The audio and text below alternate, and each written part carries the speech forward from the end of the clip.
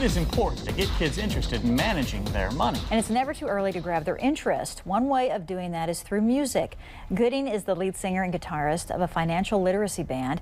He's here today with Jennifer Davidson, president of the Nebraska Council on Economic Education.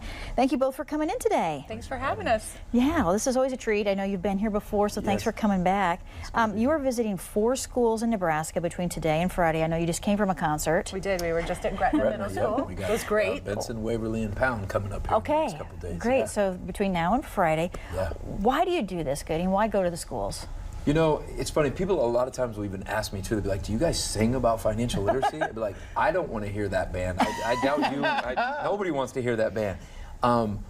Inside of what us rock and rollers do with the songs, I think comes some of that search for fairness and wanting everybody to have a fair shot. A lot of these kids have so much potential, but without understanding what they're up against, especially some of these same-day lenders with this crazy percentage rates, and also just going slow and steady.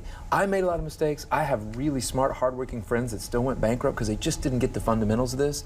We find this to be a common denominator for a lot of other problems kids have. If they don't have any hope, they don't see any way that a minimum wage job can get them out of their situation. And with their age, it actually can. If they'll save a little bit and go slow and steady, there's a way out of all this. So we just think it's rock and roll to help people, and I'm very lucky I have a mic. So we didn't start out as a financial literacy band. We've toured the world now, but you know, we're lucky enough to be in a position where we can do something for charity, and this is an issue that matters to us. So. Do you think it helps being a role model of sorts in this industry? Because I think a lot of kids think, oh yeah, financial stuff, oh, if I want to be an accountant, if I want to be this, that, and the other. Oh, but I want to be an athlete. I want to be a rock star. Somebody will take care of that for me, right? That's exactly right. And why would a rock band be talking about this? But again, I think it's rock and roll to have some control of your life. I think it's rock and roll to get to do what you want to do. And boy, we sure have plenty of examples of rock and rollers that have screwed this up.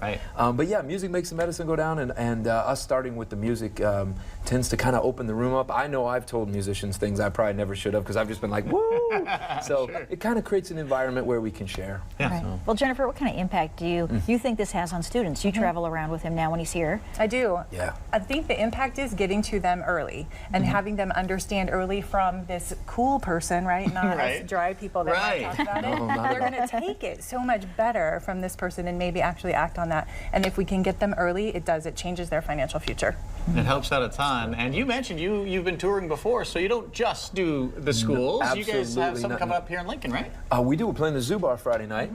That's kind of our tried and true. Pete over there has treated us great. We stand on the backs of giants over there. You guys have had some amazing blues musicians play over the years there. Yeah, we've been to the UK a couple of times, been to Canada a few times, and We've been out there, but it gets a little better every year. I have good news. We're working with Matt Wallace for our next record. We're going to go to Sound City. Dave Grohl just made that movie about it. Matt Wallace did Maroon 5, OAR. He's amazing. So we record for 2 months with him starting in January. Oh, fantastic. So it's good. Very good. Yeah. Gooding, where is your home base? I'm in Nashville, Tennessee. We were just talking about I just moved there. My wife and I and all of our stray doggies. And I've been in LA 10 years, and now we're based somewhere where, as we're doing, this tour especially, can hit the East Coast of South without breaking the bus up over the Rocky Mountains. So it's nice to be back in the middle. Perfect. Great. Really Thank a good way of doing this. Yeah, we appreciate you guys. Thank you. Well, we've been fortunate to have some great weather lately, but we're due for a slight cool down, aren't we? You think? I suppose. There's even a chance for rain this evening. Taylor Pinnell has your full forecast after the break.